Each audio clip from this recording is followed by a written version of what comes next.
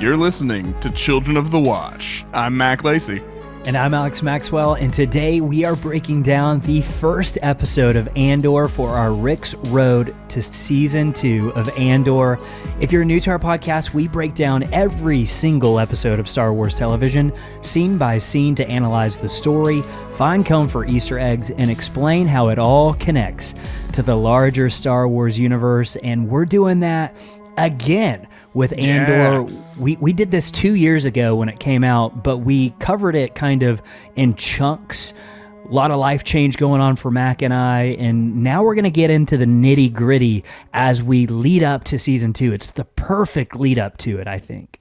Yeah, absolutely. Andor season 2 is just on the horizon. We're starting to get all the production news stuff coming in, and so I don't think there's any better way to get in the Andor headspace than by rewatching season 1.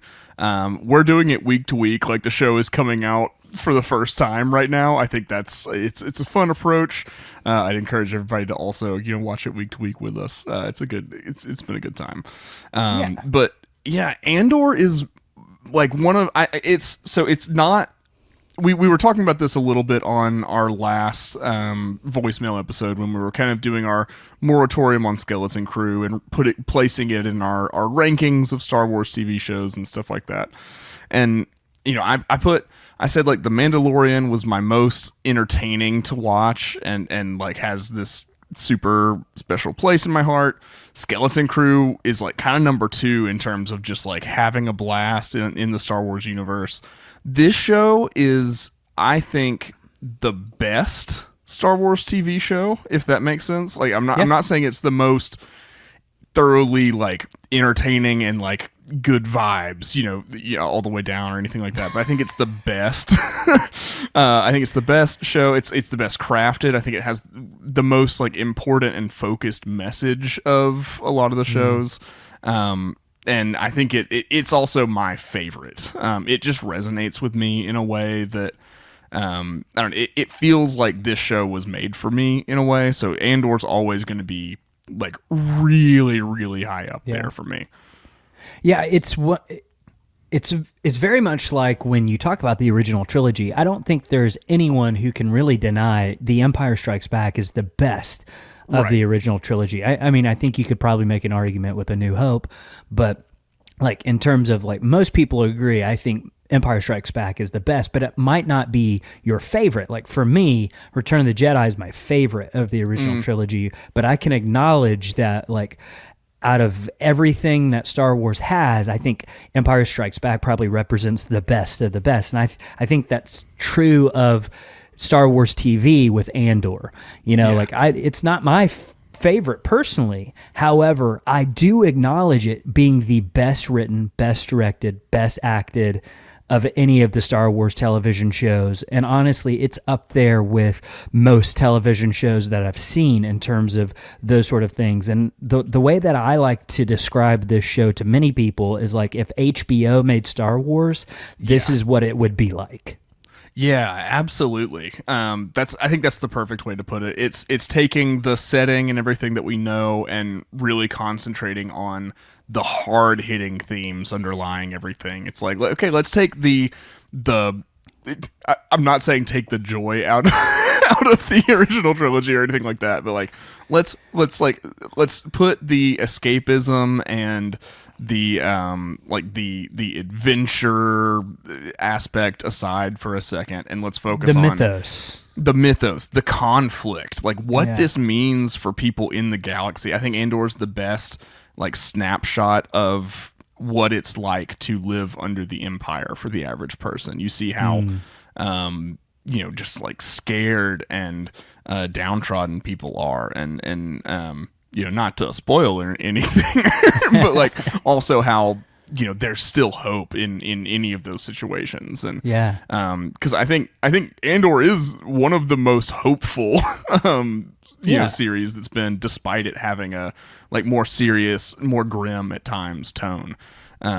So yeah, it's truly just a really special concoction of a lot of the most important elements of Star Wars, I think.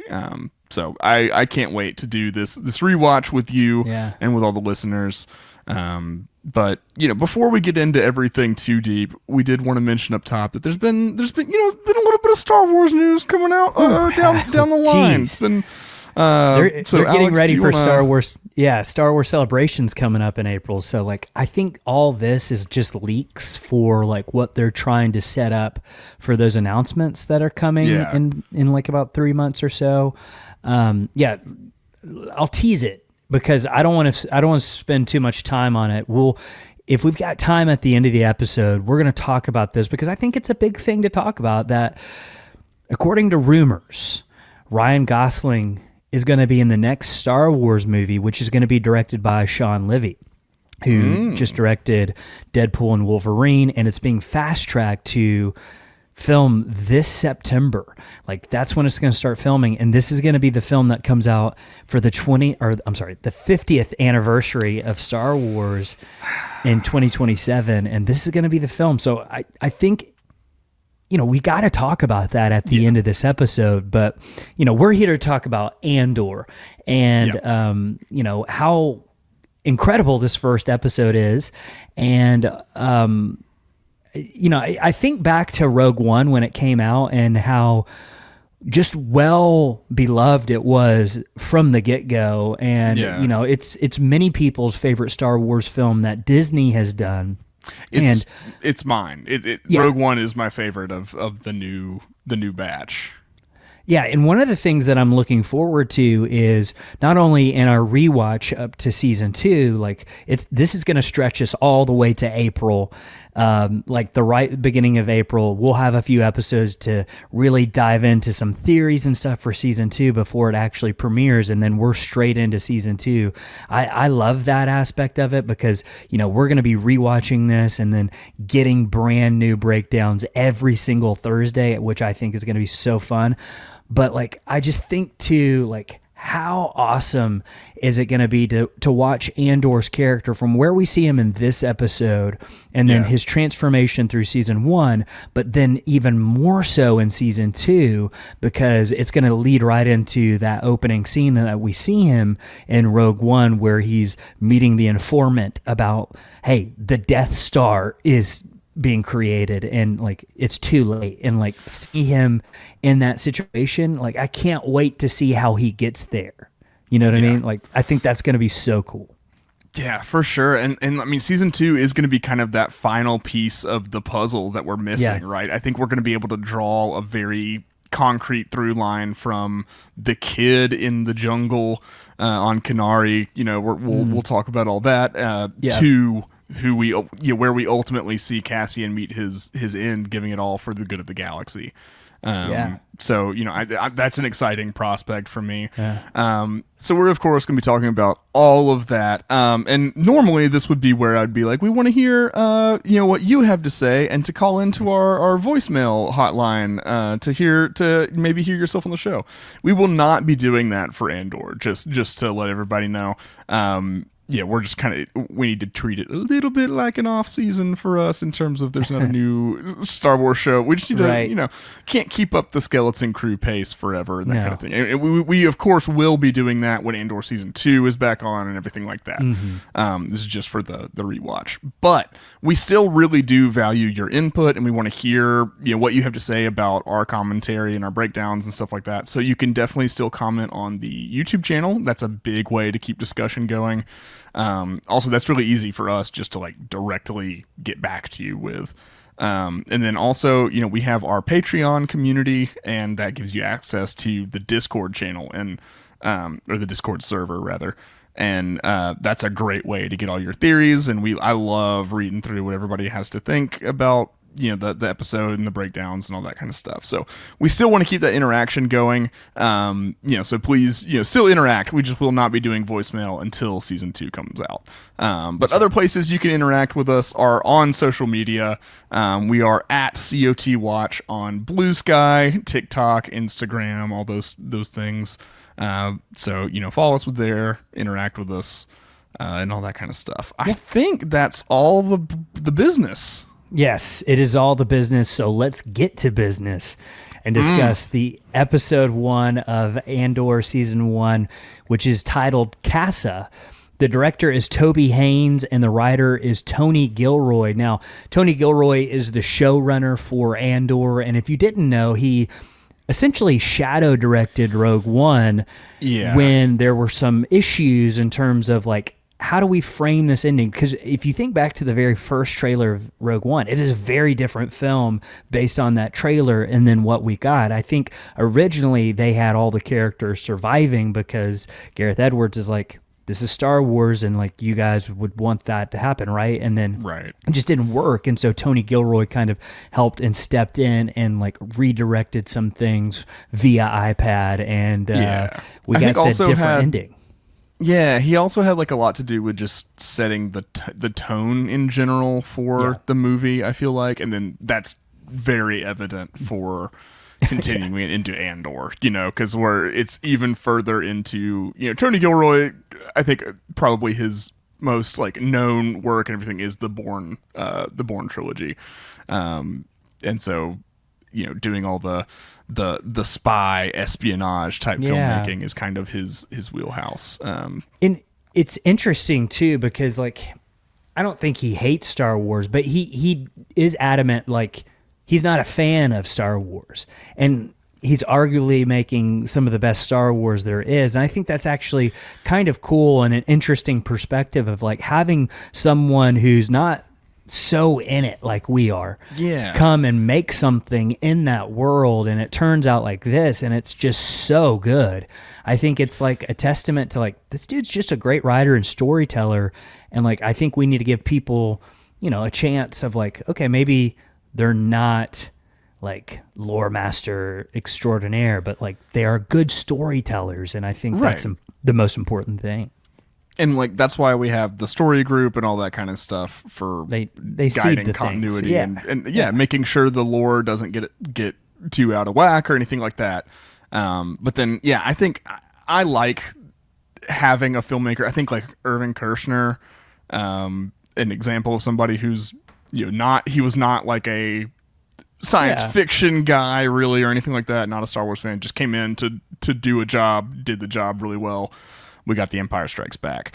So I like that for the director position in particular. I think it's important to have somebody to rein in the Star Wars-ness of it all to make sure the story's there.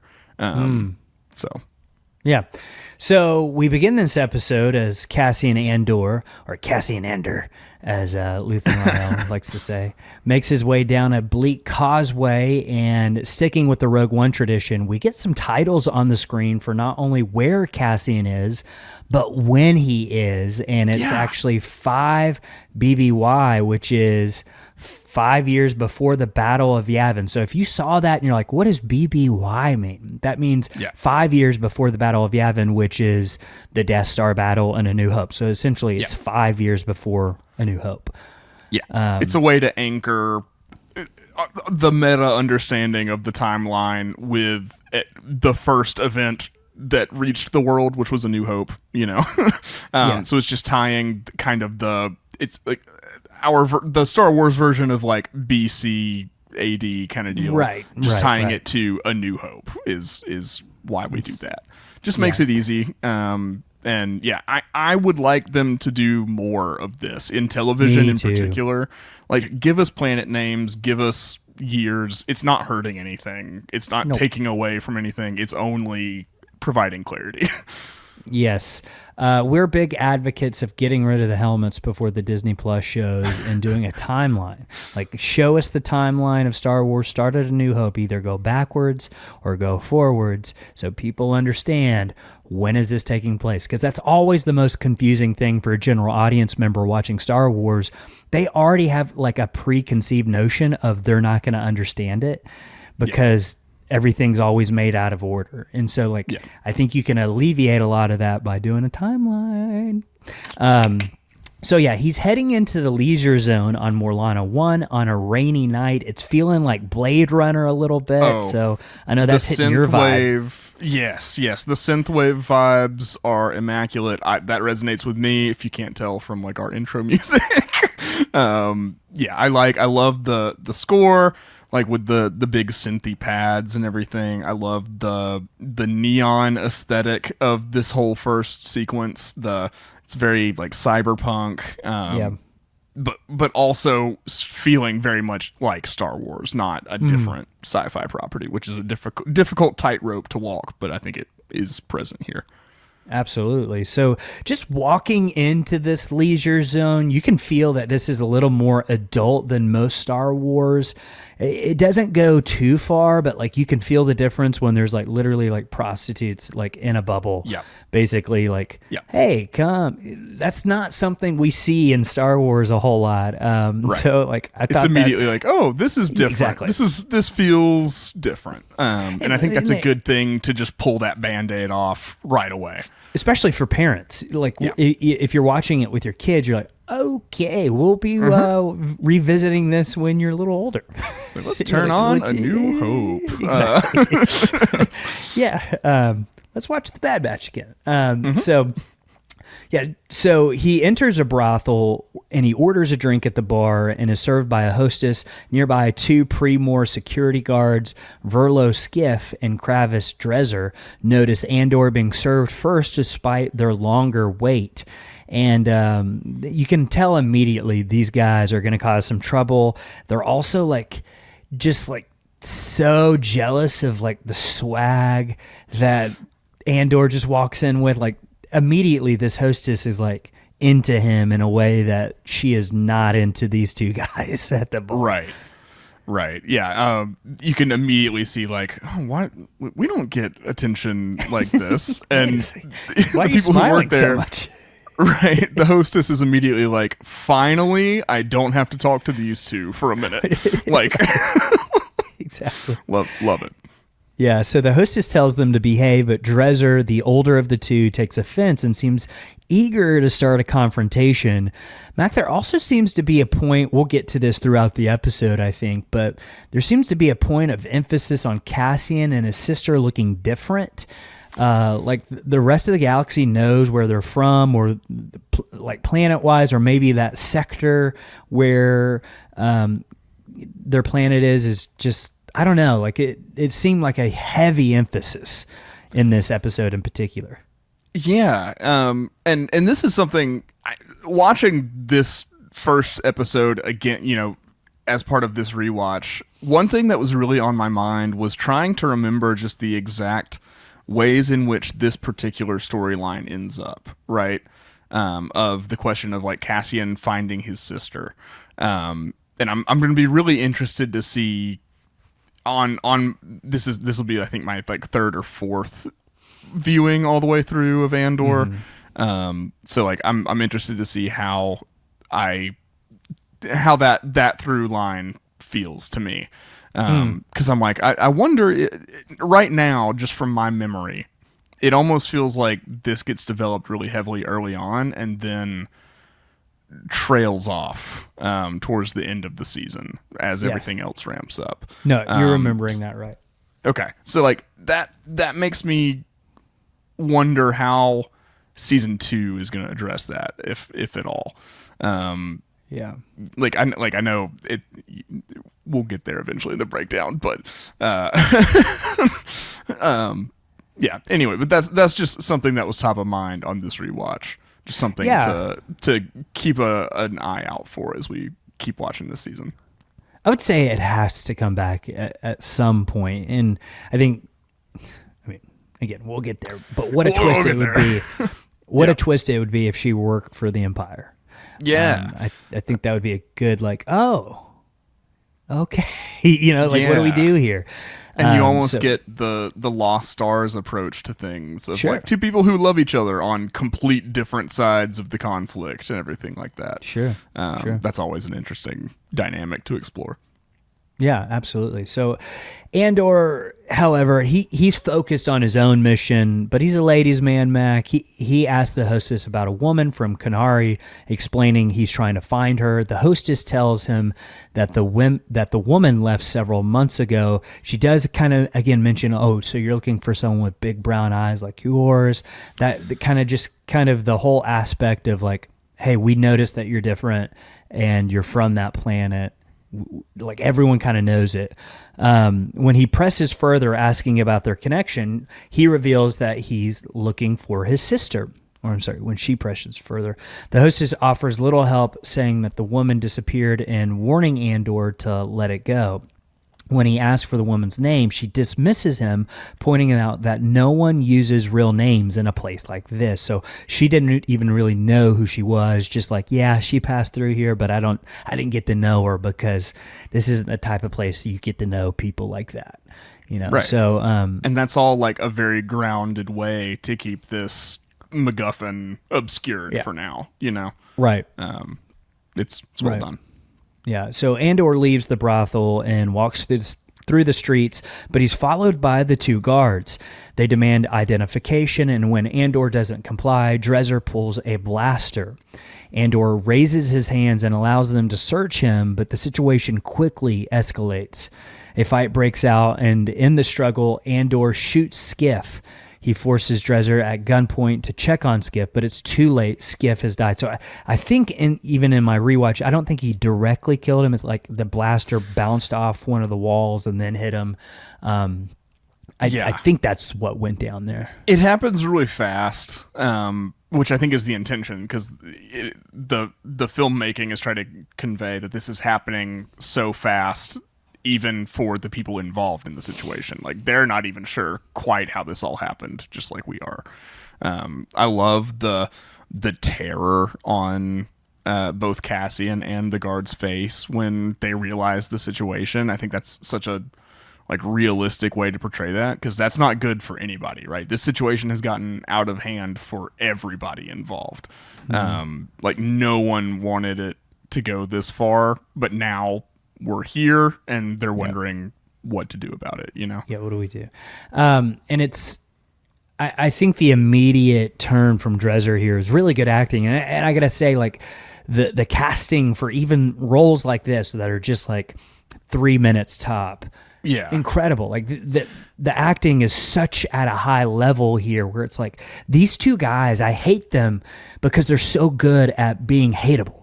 You know what I Right. mean? And like, it's just so well done. And like the acting of like, he realizes, oh, my friend just died. The only way you can get out of this is if you kill me. So please don't kill me. Right. Yeah. And like, you immediately get a sense of how like slimy the guards are, and just like how the common people would regard them, and like how those Yeah. day-to-day relationships work. Like, you get to see all of that just through Cassian and the guards' interactions. Yeah. And I think that's very powerful. Like, it's just really well done. That's going to be a common refrain for me talking about Andor, but you know. Also, like, I think it's, well, I was going to say I think it's like introducing a little bit of that like class structure thing going on from the very get-go of like, Absolutely. you got the people in charge who can really do whatever they want to you who are not in charge. You know what I mean? Yeah. And we see them take advantage of Andor of like, hey, yeah, we're basically gonna steal from you, but we're gonna say that it's like a docking fee or whatever it is that they say. Right. And say that's well, how many credits do you have? That's exactly what it is. Well, how about Right. that? So like that type of thing, I think, is introduced so early in the series, and I think that's something that maintains throughout the rest of the show. And I think it's one of the heavy themes of Andor. Yeah, absolutely. You feel Andor's frustration when he finally yeah. gets the blaster and he's now got the upper hand, and he's like, "Tell me what to do, boss." You know, like who's in charge now, basically. So like, just from this first introductory sequence, I think you get all of the themes that the show addresses, like just in a little a microcosm, but it's also with our protagonist who has not undergone so much of the development he goes on to, you know, so like we're seeing our protagonist's raw reaction to the conflicts and everything that's going to be explored in the series. Yeah. So Dresser, he's panicking. He's begging for mercy now, offering to cover up the incident. However, Andor doesn't trust him, so he shoots Dresser right in the face. Like that angle, it's just right in the face. So he has no more face. So yeah, then he escapes off-world on his starship, and again, just what an opening! I think this sets the tone for what the series is from the beginning of him walking into the leisure zone and then running out of the leisure zone. I think within the first 5 minutes of what kind of show is this actually going to be, and it's not like all the other Star Wars show. This isn't The Mandalorian. No, this ain't your daddy's Star Wars. No. So yeah, we on the planet Ferrix, we meet B2EMO, and I just love that his name is B2 Emo. He's BB's too emo.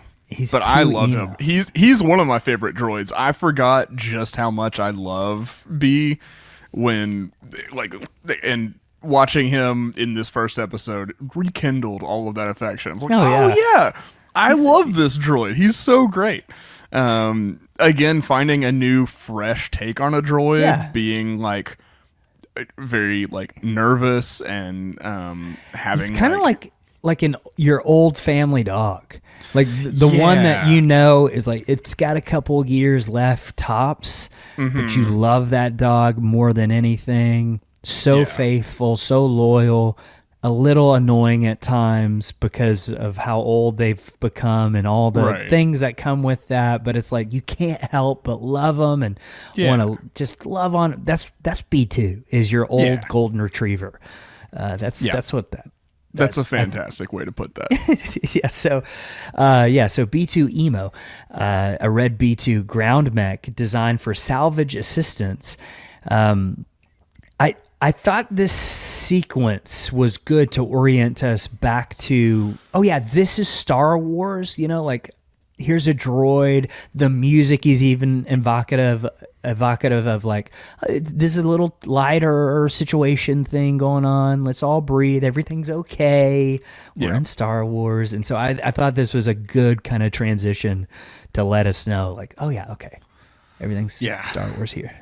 Yeah. Yeah, like this is going to be the franchise you love. Don't worry. We just wanted to make sure you know that it's also going to be something different. And of course, this wouldn't be Children of the Watch if I didn't have some outlandish theory that I wanted to share. But I have, I think, a potentially devastating theory for you, Mac. Are you ready for this? Let's hear it. I think Cassian will plant B2 into K2 to help him turn good, which means in Rogue One, it's going to hurt even more when we rewatch that. Why'd you have to do that to me? Oh, man. Okay. Well, I think that's actually a very good theory. Thanks. It's very reminiscent of like L3 being put into the Falcon to kind of have some life after death kind of deal. I could see, B2 saving the day but sacrificing himself in the process in season 2, and then to save him it puts his matrix into the security K2 droid or something like that. I think that's a great theory. I think that's what's going to happen. It's kind of similar to in the last Aftermath book, Mr. Bones is kind of like going through a reboot, and he says something like meatbag at one point, like making you think, is HK-47 in there first? Like is that? Well, it was like HK-47, General Grievous, there were all these different famous droids that somehow had become kind of part of Mr. Bones. So I don't know, it's good. I liked it. Yeah. So something like that I think could happen in season 2 of Andor, which I think would be kind of a cool tie-in. But the droid is making its way through the town's dirt streets when it runs into a pack of Corellian hounds. If you remember, we saw some Corellian hounds in Solo. The kind of the gang at the beginning had a pack of Corellian hounds, and one of the creatures marks its territory by urinating on the droid, but B2 doesn't take it lightly. It drives the hound off with its electroshock prod and continues on its way. I love how it kind of just prepares and becomes like a fire hydrant for a second. Yeah. So of course the hound is going to pee on him, but I like that. It's again reiterating that theme of like oppression, like doing something in the midst of oppression, though, because B does get his little electroshock thing out, and like even in this very bleak situation of being in the middle of being peed on, there's something he can do to help himself out of the situation, and I think that's it's a much sillier look at this kind of a lot of the same themes that the first sequence is dealing with. Absolutely. The droid eventually returns to Andor's transport and informs him that it brought back what he asked for. And at this point, Andor experiences a flashback. He recalls his sister Carrie and a group of what are officially called alpha children watching as a starship. I swear that I looked it up. Watching as a starship crashes into the mountains, and it's kind of a haunting memory for Cassian. But so the term alpha children, I want to talk about that for a second. They're called that through the official databanks and reference guide on starwars.com, but we aren't sure why exactly. But I do have a theory on why they're called alpha children. Okay. Okay. Look at their clothing and equipment. I think like all their parents died in the mining accident on Canary that they talk about, and they scavenged their clothes and formed like a little Lord of the Flies society. Yeah. Yep. Right? That's definitely my like understanding of what happened. It's very apparent that it's only children here, and that can't just be without something causing that situation, so that like it had to be the mining accident we see later, or even something earlier. But it's clear that it's like something has happened to the parents. Yeah, I think the mining accident, because when we first watched this and talked about it, I was equating this starship crash with the accident, but I think they're two different things.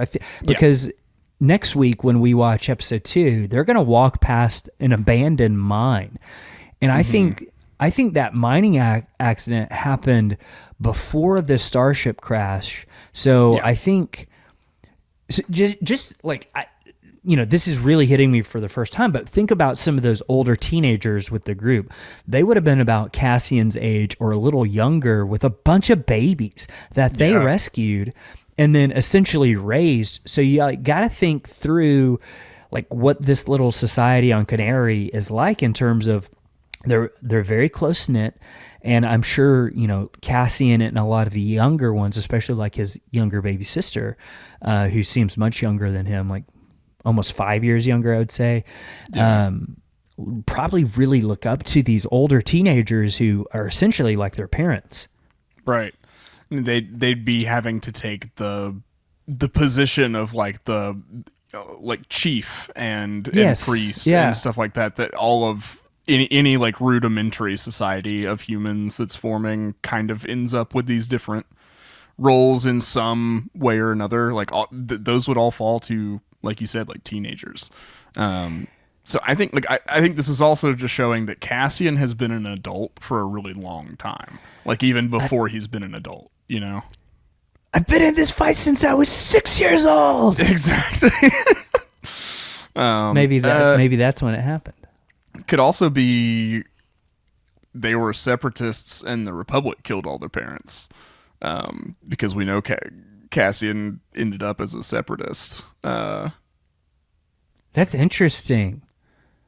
Because if he has been in this fight since he was 6 years old, it would have had to have already kind of happened, So I feel like maybe when he was 6, a battle between separatist forces that were all of these kids' parents and the Republic happened. Because that's a really interesting thing about Cassian, is that his like early allegiances lie with who we as the audience view as the bad guys, right? But then later they lie with who we see as the good guys. So it's like I think that's a really important thing in understanding Cassian's character and what he's been through and like what he stands for values wise. Like it's not necessarily that he's a good guy. It's that like he has had this life and he's always going to respond in this way, you know? Oh yeah. I would say that this opening episode, especially, and we'll get to it when he talks to Brasso, but like he's kind of a jerk to all his friends and family at first. You know what I mean? So like we'll talk about that, but think back to the Revenge of the Sith opening crawl. It said there was heroes on both sides. So it's like it's a little more nuanced than it's General Grievous and that's it. You know what I mean? And it's Count Dooku and that's it. We never saw it. Even in the Clone Wars cartoon. Not there's really. A couple of things. There's like who is it Lux Von Terry? Yes. Like we see some stuff through him, you know, that's like we're kind of seeing that side of things, but I don't think we've really gotten a nuanced story on how that's possible. But I think maybe the heroes on the Separatist sides were Cassian's parents. Well, but I also would say like the heroes on the Separatist side probably are foundational leaders of the rebellion. Right. Like it just makes sense that they're the spiritual successors in a way of, you know, because it's really the same thing, different goals, but the same thing of fighting the establishment. So, and because like, again, as we as the audience have like, yeah, the Republic was good, the Empire's bad. But like we got to look a little bit further. We got to look a little deeper than that to really understand what this story is, you know? Exactly. So we get a sense of Cassian's, or Kassa as he's called in the flashbacks, kind of a sense of like, okay, there's kind of this little tribe of young people, no adults in sight. When they see the starship crashing, it seems like they're shocked by it, and it's probably been the first starship that has visited in a very long time. That's the vibe that I got, right? Like since whatever happened to their parents. Like whatever that was, this has been the first contact since. Yep. So back in the present, B2 tries to pry into Andor's whereabouts, but Andor deflects the question. Instead, the droid shifts topics, reporting that Jezzy and Femi brought supper and medicine for Marva, and immediately we get the sense that Ferrix is very community-oriented, and that's something that on this rewatch of it that I didn't really pay attention to a lot in the first watch of it is just how much the citizens of Ferrix take care of each other. Yeah. I mean, like we see them already using some of their institutional ways of doing that, right? Like the alarm system, like there's, you know, that we see in later episodes and stuff. There's so many ways that it's evident, like you said, it's community oriented. Everybody's looking out for each other. Everybody's kind of understood that there's this occupying force that is not looking out for us. So the only people that can look out for us are us, you know? So that's a very good observation, and something like I don't think that stuff can happen on Ferrix like it does in this season if that's not the case, like if it's not a community oriented place. Yeah, and I wonder too, like pre-Empire, I have a feeling that it was community-based before the Empire, but I think the Empire coming in and setting up shop just hardened that to a degree of like, we're gonna check on each other even more. Right. I'm gonna bring you even more supper, Marva. Right. You know what I mean? Something you just said just like kind of triggered something that's important to point out, I think, is that even though like we're not seeing stormtroopers on Ferrix right now, it's still an Imperial presence. This corporation is being contracted. It's the Empire under a different name with a slightly different face. Like it's all the same end. Everything that's being produced and the industry that's happening on Ferrix, that's all supporting the Empire's goals, you know? Yep. So like, even though it's not the Empire with a capital I, or E, I guess. I was thinking of the word Imperial. Yeah. But, you know, it's not that, but this still is the like we're seeing the effects of the Empire. Yeah, for sure. B2 also mentions that Andor's friend Brasso was looking for him and relays Marva's concerns. She's worried about Andor's recent behavior, believing he's associating with the wrong crowd and getting into trouble. Cassian brushes it off, instructing the droid to keep his movements a secret. And what I thought this was an interesting thing too. Like, it takes more power for a droid to lie, and like he's gonna have to charge up a little more because it requires more energy from him to lie about something like that. And like, Yeah. I think I remember right. He doesn't end up lying anyway. He tells the truth. But like, I thought that was an interesting thing of like, okay, that's kind of a cool little rules-based thing for droids that we didn't know before. I thought that was cool. Yeah, especially for a show based in like espionage and stuff like that. I feel like that's an important thing to establish kind of off the bat. Just like, this is why we're not using droids all the time, is because like they can't lie in the way that spies need to be able to lie. Now think about that too with Rogue C-3PO. One.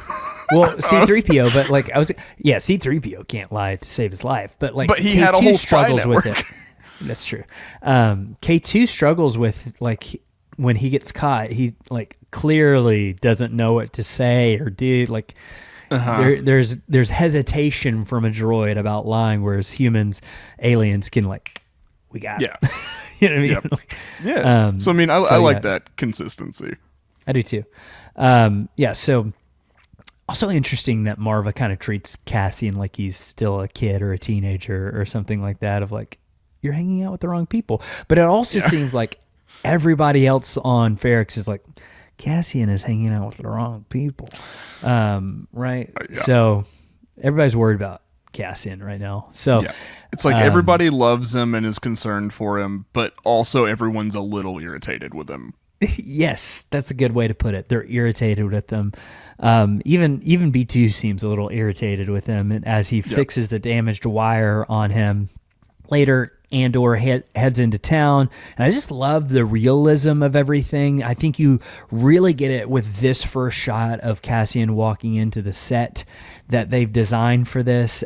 It also does look like it's like a 1970s space aesthetic. Like, this is 1974 in the galaxy. We're not quite to 1977 yet, but like, it looks like we're getting there. I love that too, and the music is so good too. I just had to mention it. It's awesome. Also, there's a little homage, I think, to actually the New Hope special editions, in that there's like a very obviously CGI animal that passes in front of the camera for an extended period of time, like a dewback. But it's so not like, a dewback. I think it's to cover a cut or something. But I think that they were like, let's do this, because that's something that has always stood out to me from like the entrance into Mos Eisley in the special edition. Yeah. And just to harp on the music a little bit, like, it's so different than any other Star Wars music I think we've ever heard, but it still feels like Star Wars. I think that's a really cool thing. It's so like, it's such a great companion to the show that feels so different than any Star Wars thing we've ever seen, but still feels so Star Wars. I think it's just like a perfect marriage with that music. So yeah, he meets Brasso outside his workplace. Visually, I love the gloves hanging on the wall. I don't know if that's like symbolic of anything, but like, it just looks really, really cool to me. Of like, here's all, everybody's like, instead of work boots, here's their like, they're like gloves. mining gloves. Yeah, I don't know. You just get a scale of like how many people are involved in this specific activity with like how many gloves there are on the wall and everything like that. It also just it's again kind of emphasizing that community focus, I think, because like everybody's gloves are just up there all the time. Anybody can come and steal them, but nobody does because it's important to everybody, you know? Yeah, that's a good point.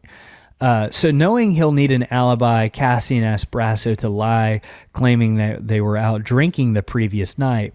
Brasso not only agrees, but takes it a step further. Like, it takes him a little bit to catch on like what he's doing, but realizes like, okay, my buddy's in trouble here.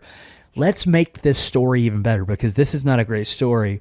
So he crafts an elaborate story about Andor getting drunk and injuring himself, which is a convenient explanation for the scrape on Andor's forehead. And I love that because like Cassian didn't think that through. Brasso did. And something we're going to learn throughout this series, Brasso is that dude, right? He's just incredible.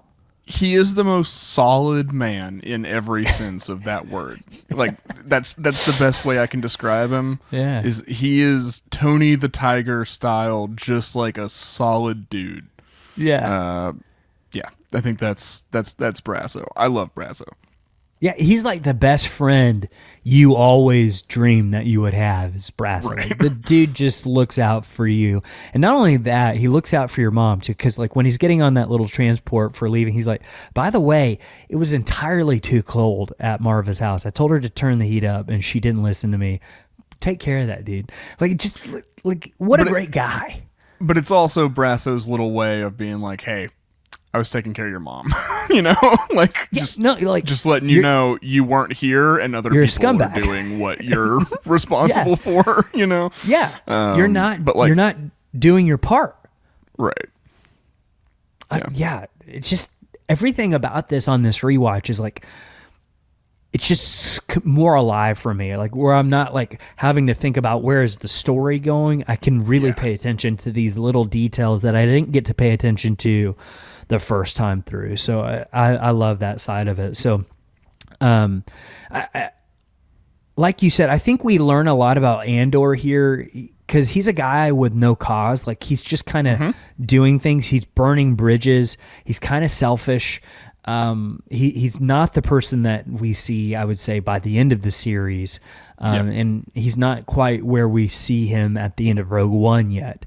Certainly not either. Rogue One. So. Like, he's still somebody who's down and dirty. I think he is a good guy by the time we see him in Rogue One. Like, good guy in quotes, just mean like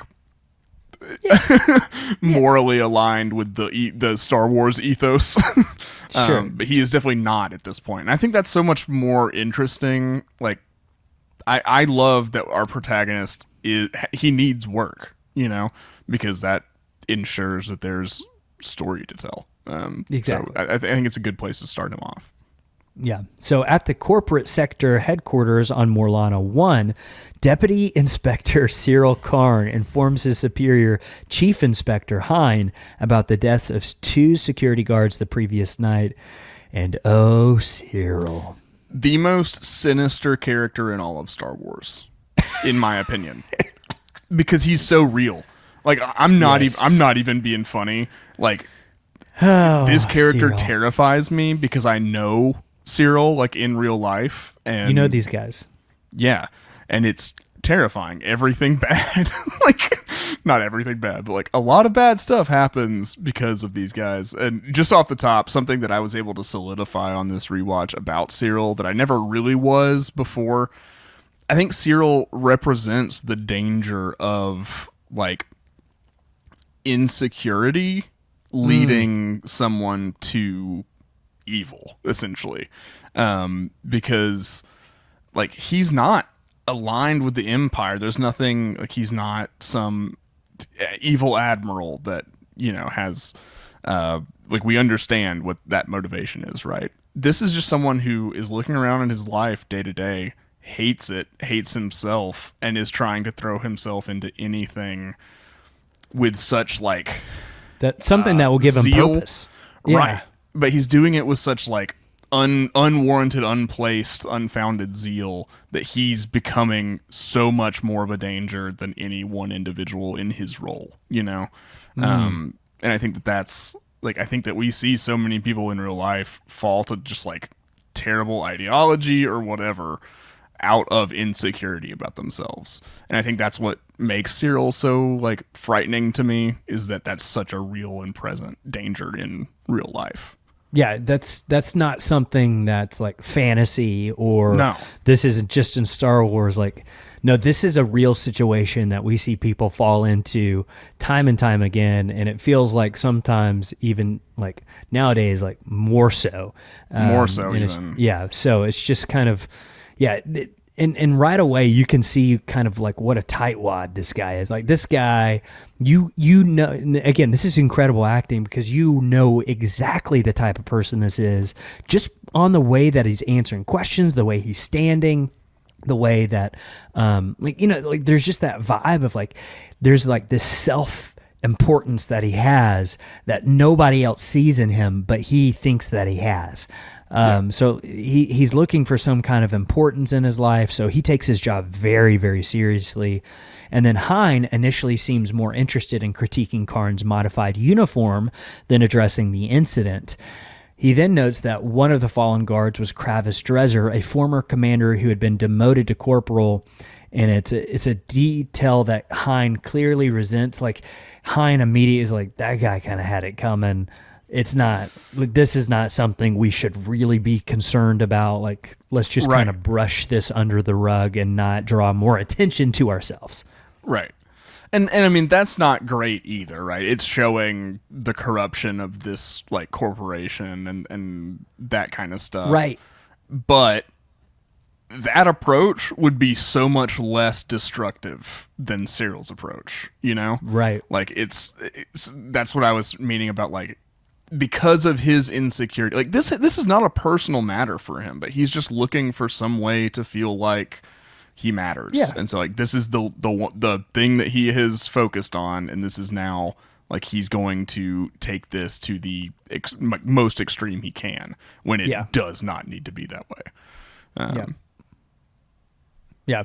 So turning to the suspect, Hein describes him as a human with dark features who had been asking about a Canary girl. And since the guards hadn't been robbed, Hein remarks that solving this case won't be easy. Hein then shuts off the recording system, signaling a shift in tone. He dismisses the incident as a regrettable misadventure. I did have kind of a chuckle of like, we'll just chalk this up to, you know, a regrettable misadventure, and instructs Karn to cover it up. He kind of, it's like, okay, let's, here's the story. They were out saving somebody. They crossed the wrong person, and that's it. You know, right. This is not something that we need to make a big deal out of, because if we start making a big deal out of it, I think it goes to your point of like the corruption that Hein kind of represents, of like all the things that we've been letting go and like kind of sweeping under the rug. When the big people come and the people who are in charge of us realize that, it's going to get even worse. Right. Like so things are just going to escalate. Like this is not helping. This is like one man's pride that has been somehow offended. Right. Yeah. So yeah, Hein orders him to falsify the details, framing it as a brothel fight caused by the drinking of Revnog. Revnog will do that to you, man. Yeah. How many times has this happened? You never do, because you know Revnog before Spotchka never had more Botchka, but Spotchka before Revnog. And then if you throw in some Carillion brandy into that, oh my gosh. Yikes. Yeah, so, but apparently Revnog is like an illegal beverage. So that's kind of like, I guess, moonshine, or I don't know. And reporting that guards... It'd be like Coke or something in real life, I think. Like, yeah, you know? I know. It's like the hard-boiled detective doing cocaine in the noir movie or whatever. You know, that's pretty much it. Or drops from the Batman. Yep. So yeah, they're reporting that the guards died in the line of duty, kind of being semi-heroic. Karn hesitates, pointing out that the men were murdered, but Hein brushes them off. And the reason for Hein's insistence becomes clear. He's preparing for an Imperial regional command review and wants to paint a picture of low criminal activity in the Preox Morlana territory to avoid Imperial oversight. I do feel like we need to pause and kind of explain, this is the corporate sector, and this is actually something from the EU that Han Solo would run into these guys all the time in the expanded universe. But like essentially, like you said, they're kind of in charge of this sector of space, like all these different planets, but the Empire is in charge of them. So they answer to the Empire. So it's kind of like they're like rent-a-cops in a way. Yeah. I mean, think of it, our government has all, like, think of Lockheed Martin, right? Lockheed Martin, like, mainly, I think makes most of their money off of defense contracting. Everyone listening knows what that is, of course. They make the SR-71 Blackbird. Of course. Super big fan of the aeronautical engineering. Not a big fan of the defense contracting. Just my stance on the Lockheed Martin Corporation. I don't know. You know how Gundam, you're like, oh, cool weapon robot, but like also war is bad. That's Anaheim Electronics is the Lockheed Martin of Gundam. Yeah, okay, got it. Thank you. I don't know what we're. We've spiraled off. That helped me. Yeah, but like. To our point, this is like in Knights of the Old Republic, this is like the Zerka Corporation who's just doing business stuff on behalf of the Sith Empire, right? Yeah. And so that's essentially what's happening here. Zerka. Don't trust those guys. So this reasoning leaves Cyril uneasy, but he complies with Hein's orders. And so I did have in my notes that it was hard for me to get a read on where his character is going to end up when this is all said and done, but I think you pretty much laid it out for me. Like, because I wrote he's either going to be like super Imperial, like even more so than Thrawn or Palpatine. Like he's even more Imperial than Palpatine even like believes. Yeah. You know what I mean? Like he is drinking the Revnock, if you will, or like. This is weird, but like in a weird way, could I see him like end up with the rebellion? Is there a redemption path for him or no? Yeah, no. So I need to hold hope that Cyril ends up pulling like an Agent Callus and ends up turning rebel after seeing how different things they do is to the Empire or something like that. You know, like I want the that seeds to are happen. there, right? Because. Again, Cyril is rooted to a lot of real life concerns for me, you know. So like, I want to have hope that like that can be turned around and like redirected and put, you know, towards good use and that kind of thing. But so I don't think that that's out of the question. However, you know, it's looking bleak at the moment. It's not looking good. Meanwhile, Cassian visits a mechanic, Bix Kayleen, at her garage. And you think there's a history between them, Mac? I get the sense that like they're more than just business partners or friends. I mean, this is like the most attractive character in all of Star Wars. So Cassian or Bix? Both. No. But, yeah, I think there's history. Yeah. Okay. Sorry. Got me coughing again. This is the second recording in a row. Yeah. So she immediately notices his injury, but Cassian deflects her questions about it, and he shifts the conversation to business, saying he needs to sell an item urgently. So you get the sense of like, okay, this is kind of the black market on Ferrix. She kind of handles some things that, hey, if you come across this, I can sell it to someone and I'll get you the money. And that's what he's trying to do. Is like, okay, he clearly needs money because he needs to get off of Ferrix for what he did to the two guards, right? Like that's the reason for the panic. But Bix explains that she doesn't deal in single items, preferring to bundle goods. And she mentions that a TAC Corvette will be in town soon looking to buy scrap. And when she suggests scavenging Imperial tech to put together for a larger haul, Cassian pushes back, clearly impatient. And he reveals that he already has something valuable. And this is not something we saw on screen. This is just kind of in media res, which is one of the great things about this episode is there's not a ton of setup. You just kind of have to pick up what's happening.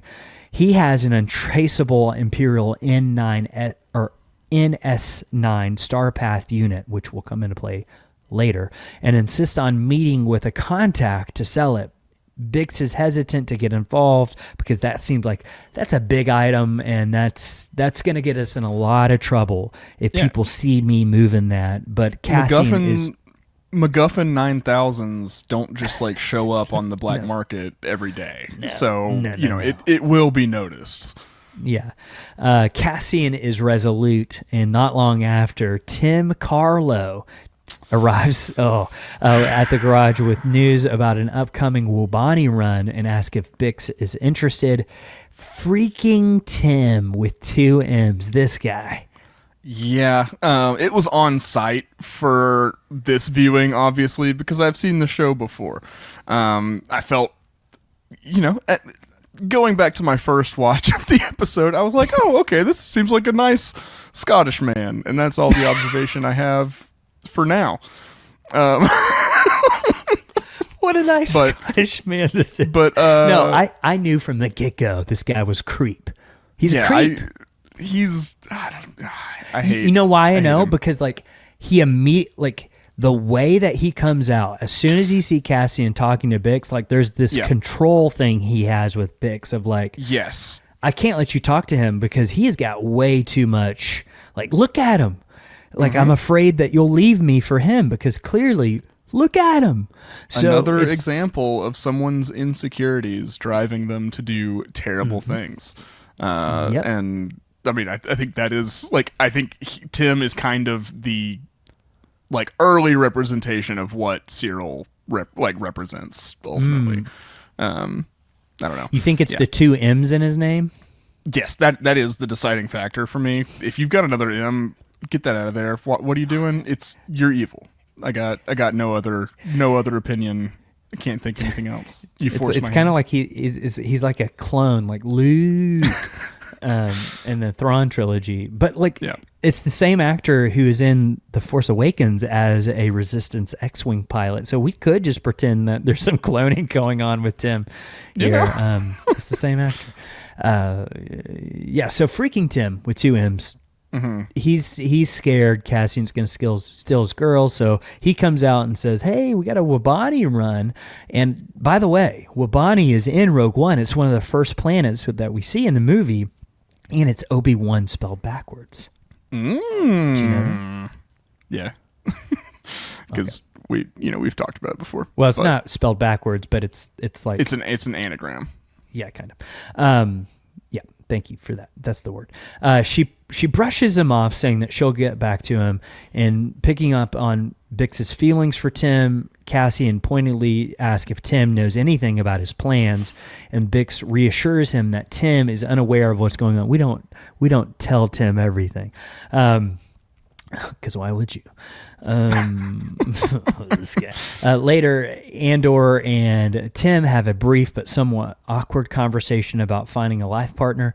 So he kind of mentions hey, we're a thing. He kind of hints at that, and Cassian's like, good luck with that, because she is not she is not one to be the way that you're boxing her in. She doesn't like those boxes.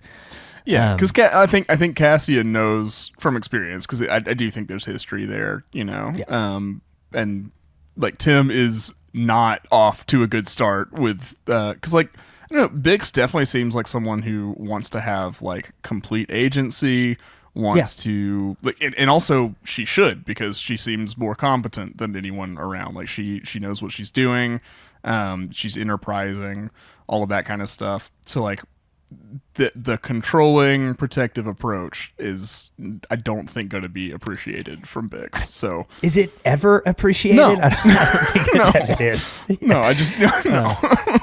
I love it when my spouse is super controlling and overprotective. So makes me feel great. It just feels so free.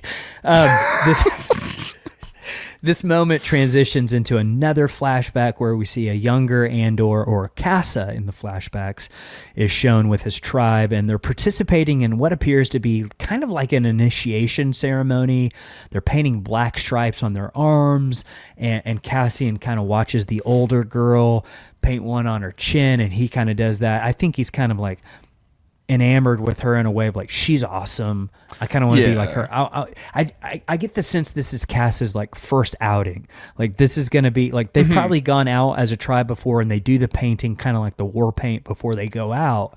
And this is Cassian's first time he's going to go. Yeah, it seems Yeah, he's taking particular joy and like relishing putting the paint on like nobody else really is. Like I definitely got that sense. Like this was an important moment for him. Yeah. You know? Yeah. All while his younger sister's watching, right? Yeah. Like kind of like probably what he used to watch the older girls do when he was younger. So Exactly. Back in the present, Deputy Inspector Cyril Karn is on the hunt for Cassian. He orders a signals officer to track the unauthorized landing of Andor's starship on Morlana 1. Is this the scene, or is it later where they're eating the blue noodles? Which is just such a little nice touch. I think it might be later. I think it's later. Such a nice touch. Yeah, the blue noodles. I love all those little world building things. Like you didn't have to do it, but you did, and the scene is better for it. So thank you. I don't know. It I makes love it all feel those real. things. Like It gives people scene business. Like it's not just people sitting in a room talking. I think that's an issue the prequels have. Like if more people were eating blue noodles in the prequels, I think it would have been more grounded feeling. You know. I would say it's an issue that most Star Wars shows have. Yeah. Except this one. I think a lot of the Star Wars shows has a lot of that, just sitting, talking, and not actually doing anything. They're just talking. Yeah. Back on Ferrix, Cassian runs into Nurchi, who demands repayment for a deposit, and Cassian claims he can't pay it back, which prompts Nurchi's enforcer Vetch to step in. I love Vetch. I love Vetch. Played by one of the actors who portrayed the Mountain in Game of Thrones. Also cool. the giant Wum. Yeah. It's all the same guy. He's also Vetch. There is so much Game of Thrones crossover casting in Andor. Hines from earlier, he's one of like the Knights of the Aaron. He's like the commander guy. You're right. Yeah. There's what's oh my gosh. There's a what's lot Kiner? of HBO. Yeah, in general. casting in this. Yeah. Right. But it keeps going. So. Because Vex later, or Vel, sorry, Vel. Yes. Later, she's the waif from Game of Thrones. Lots of cast over, right. or lots of crossover casting for this show in particular. It's like this show and The Force Awakens, I think, have the most crossover casting with Game of Thrones. You're right. So Cassian accuses Vetch of betraying him to Nurchi, which but ultimately promises to repay the deposit soon and walks away. So again, like one of the things I love about shows that there's implied history here, and I think it's what links it so well to A New Hope. It makes it feel real, right? Like they're and I think it does it probably better than any of the other shows because you're dropped right in. There's not a lot of explanation for these characters having relationships. Like they mention Marva a lot, but you don't know that it's his mom. Not really. Right. You get the sense that it is, but it could be anybody. And like they don't tell you that, right? They don't say, "Hey, your mother." They just say Marva because that's what they would actually say. So it's just like really good writing, strong writing, I think. Yeah. Skeleton Crew, I think, also did a really good job of doing this, like, really tight storytelling, not including anything that doesn't absolutely have to be there. But even it gives more of a foundational kind of expositional episode, I think, than this show does. But I think that's to this show's credit. Yeah, you almost feel like this is episode 2 of something and not the first episode. You're like, what's going on here? Who? Okay. Yeah. You know what I mean? And I think that's actually cool because that's what A New Hope did. Like it just drops you right in. Meanwhile, Bix leaves the garage telling Tim, with 2 M's, that she's running errands. Suspicious, creepy Tim decides to follow her, bumping into a mechanic on his way. Unbothered, Bix makes her way to a dealer, claiming she's looking for a bending mesh tech filter, which I think is just code for I need to use the communications tower. Yeah, absolutely. It's a little spy speak type deal. Yeah, so directed to the yellow racks in the back, she slips away, climbing a ladder to access a circuit box, and she taps into it. We then see another flashback to Kassa's childhood. The tribe of children is preparing to investigate the downed starship. They paint black smears on their faces and arm themselves with dart weapons. And initially left out of the group, Kassa is eventually allowed to join when the eldest girl, the leader, hands him his disguise. And then, again, it's kind of that initiation thing. Yeah. Again, it's just a really simple flashback of like, this is all going somewhere, which we'll see in the next 2 episodes. But back in the present, Deputy Inspector Cyril Karn, I just love calling him that because why wouldn't you? Karn. Karn. Cyril. Gathers his team of analysts at the corporate sector headquarters, asking if they've uncovered any leads on the Kenari males residing on Ferrix. And I love the Blue Noodle guy. This is where Blue Noodle guy comes in. He's just trying to enjoy his meal, not work too hard. He's just a normal guy working for Preox Morlana. That's it. I mean, providing good juxtaposition to Cyril, who is doing the exact opposite. He's doing the most at all times. So, and where the frustration comes in, because he's like, what are you doing leaning back? What are you doing just eating noodle? You know what I mean? Like, yeah. The analysts come up short, revealing that they have minimal information on Kenari, with the last census data dating back 6 years. So that's interesting, because that's clearly like before even what this is, with the flashbacks, right? So someone visited Kenari after all of this to take a census, which I guess would be an Imperial census. Got to get those taxes. Undeterred, Karn doubles down, ordering that all Kenari human men on Ferrix be questioned as part of the murder investigation. Again, so he's just immediately jumping right to profiling. We're just detaining anybody who looks a certain way, like so fast. That's something I wanted to talk about, like kind of at the beginning, is like he's identified based on his look. So like there's something to that in terms of like he is singled out for being a Kenari and looking different. And I think it's something that like us as the audience, it's Diego Luna. Obviously, like we're not going to be able to pick up on whatever everybody in universe is picking up that like visually identifies him as a specific like ethnic background or whatever. Sure. But yeah, like that is something that's in play. And like Cyril has no problem ruining every Kenari male's day just to find like the one person, you know? Yep. Meanwhile, back on Ferrix, Cassian meets a bearded man named Pegla aboard his transport. Pegla, suspicious of Andor's activities, questions what he's up to, and Cassian deflects, claiming he's refueled the ship, but Pegla notices that Cassian has swapped out the ship's chip logs, a clear attempt to cover his tracks. So this is the ship that he borrowed the previous night to go look for his sister, and he's basically deleting this search history. Essentially. That is what's happening. He is clearing all those cookies. And Pelga knows, and he's like, listen, I'll let you do that, but you are not allowed to use this ever again. Did you notice, by the way, it looks like there's a Y-wing behind him, or at least the front of a Y-wing kind of shape? Yeah. It was like the front, like just the cockpit portion, and then like maybe something else kind of attached to the back. There was also one that looked a lot like a snow speeder, but like with something modified. It was like a snow speeder with something else on the back, basically. And then, so I wonder if this is just like Monster Garage type shipyard.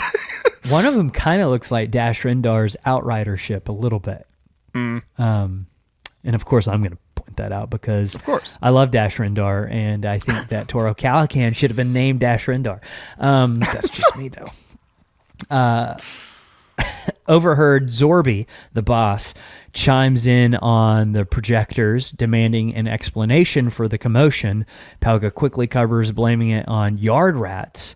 Annoyed, Zorby instructs him to deal with a customer and release the hounds on the supposed intruders. As the tension rises, Andor asks Pelga if he can borrow his ship. Pelga, however, refuses, unwilling to risk getting involved in whatever trouble Cassian has stirred up, and he sternly tells Cassian to finish his work and not come back. Again, you get the sense like everybody on Ferrix knows that Cassian is just a troublemaker. Right.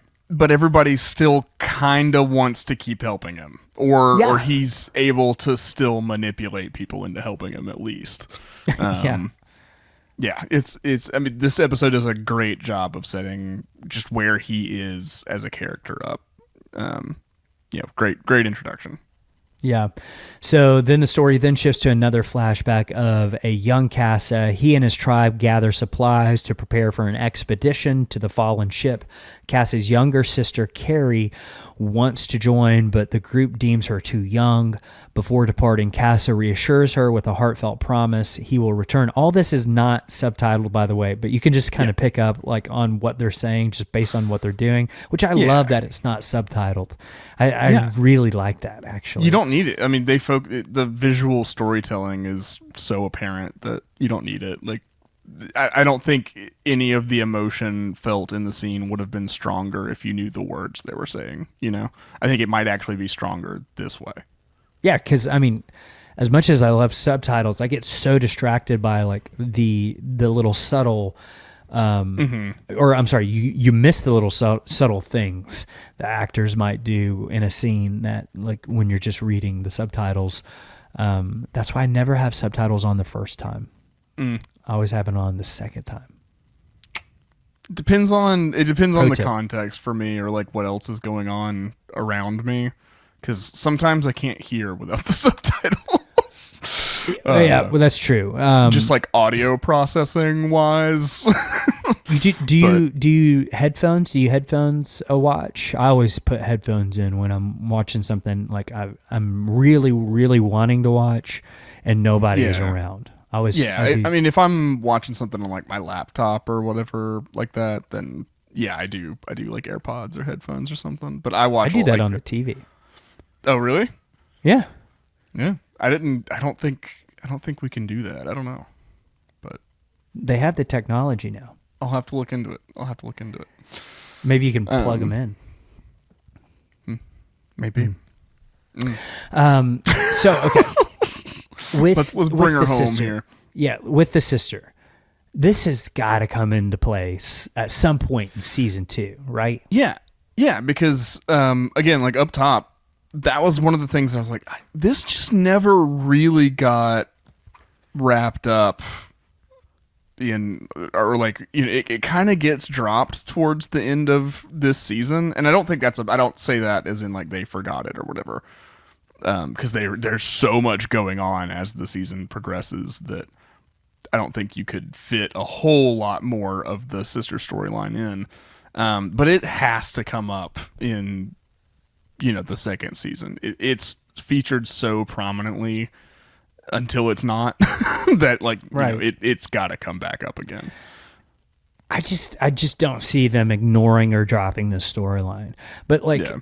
You know, and then when you think about the structure of season 1, it's in arcs, right? Like, and that's one of the cool things that I love about this show. I think this show does better than all the other Star Wars shows, is that it has very specific arcs of like 1, 2, 3 is an arc, 4, 5, 6 is an arc, 7 is a standalone, 8, 9, 10 is an arc, and then 11 and 12 is an arc. Perfect. Yep. I love that. It makes it so digestible. There's like a little story being told in those arcs, but then there's an overall story happening. I think that's perfect. They're doing that again for season 2. Yeah. But here's the difference with season 2 that we know. Each arc will progress a year. So you'll have 1, 2, 3, and then the next 4, 5, 6 will be the next year. 7, 8, 9, the next year, all leading right up to Rogue One. So you're seeing a little more progression, and I think that's going to make season 2 feel a little more. I think one of the biggest complaints of season 1 is like, this is too much of a slow burn for Star Wars. I don't think season 2 will have those complaints because of the nature of how they designed these arcs, if that makes sense. Yeah, I don't personally have the complaint of this season being too slow. I think it's perfect. No, I think it's a masterful like building of tension and then an expert delivery on that, a payoff. But I do think it would be a natural progression for the next season to have a little bit quicker feeling. Just because we've done so much foundational work for particularly like Cassian as a character. And so I think, it would make sense if we're focusing a little bit more on the events that happened to him throughout his life to get him to Rogue One rather than like a particular little slice of time like this season is. So, right. Yeah, I don't know, but I cannot wait for Andor season 2 to come out. I cannot wait to continue our rewatch. This has been so fun, just getting back into this episode. We will, of course, be back next week with the breakdown for episode 2, talking through detail by detail, just like we did here. Alex, you're looking like you've got something to say. Just 2 minutes. I do want to talk about Ryan Gosling. Oh, for sure. I was getting there. I wasn't going to forget. Okay, I was wrapping up the Andor discussion, and then we were going to transition. Okay. Let me do my thing, Alex. This is the last episode of Children of the Watch. We never post again. Okay. So Ryan Gosling. Yeah, Ryan Gosling in Star Wars. Okay. Yeah. Let's talk about that because I think it's a big deal in terms of Star Wars has always been a property where you make the stars out of the people that you cast. Most of the people that you cast are relatively unknown. It's not true for everyone, but for the most part, with the original trilogy, I think that's pretty true. With the prequels, it's a little less true. Hayden Christensen, unknown. Natalie Portman was probably the most well-known. Ewan McGregor really wasn't on the map. I think he was in a lot of things, but I don't think he wasn't a household name. Right. Whereas I think he had already done a lot of really seminal films in his filmography. Like I think he'd already done like Train Spotting and stuff by the time of the prequels, I'm pretty sure. Yeah. But yeah, it's not like he was a like movie star, especially not stateside. I think he was probably better known in the UK and everything. Because a lot of the films he was doing were more like British productions and everything. I think it's true of the sequel trilogy, with the exception of Oscar Isaac, who's kind of more of that Harrison Ford role anyway. Right. They've never it's always been kind of the formula of like, we're going to make our stars. So I think it's an interesting flag. I don't know if it's green or red, but it's interesting that Ryan Gosling is like huge, like maybe the biggest movie star. Like you could argue top 5 movie star right now. Right. And so like he's a name that will draw people to go see a movie. I think that's kind of indicative of like, hey, we need star power for Star Wars right now. And so it's a subtle shift that I think is actually really, really smart, because I really like Ryan Gosling. I think he's a good actor. Yeah, I enjoy most things that he's in. Right, and like we've seen him in like Blade Runner 2049, doing a very sci-fi role, working in that kind of world. I know like when he was doing a lot of press for the Barbie movie, he was talking a lot about how he was glad that like this was more of the kind of project he wanted to be involved in going forward. Like he had kind of done his time doing like serious acting, and he kind of just wants to be a movie star now, which I think is Star Wars, man. Star Wars, like that's kind of what that means, so like I think that makes sense for where at least my limited knowledge of like where he wants his career trajectory to go, it kind of makes sense.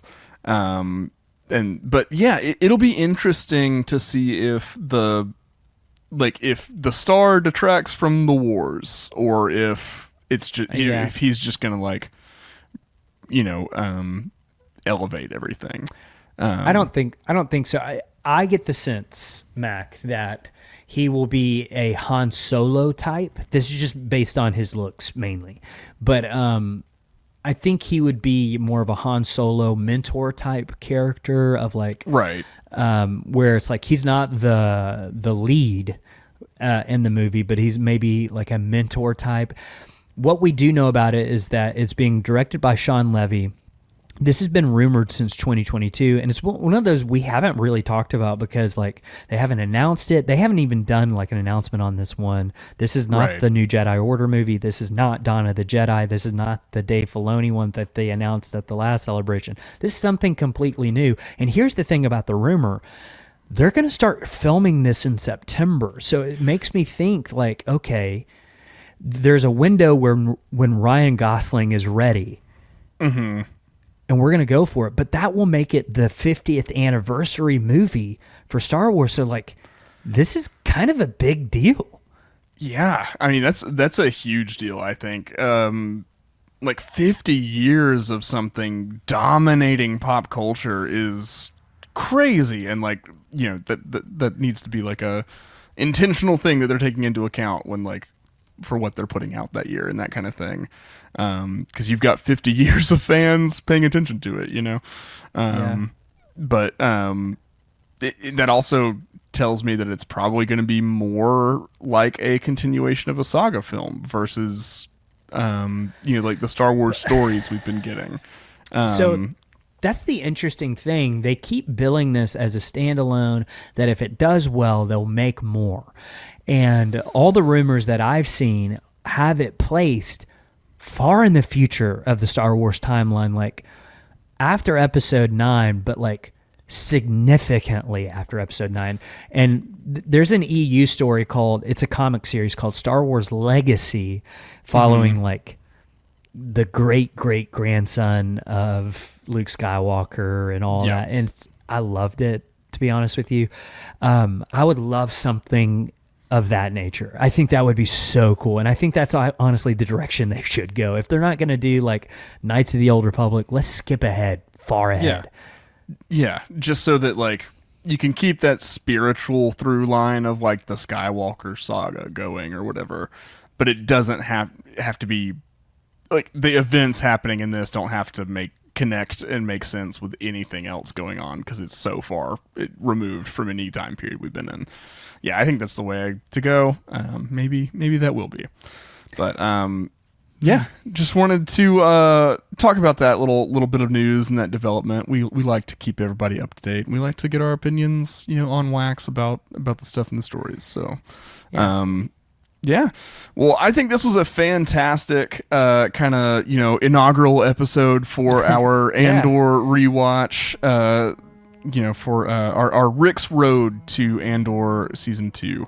So like I can't wait to talk about all the themes and all the characters and everything that happens. It's gonna be a good time. Thank you guys so much for coming along with us.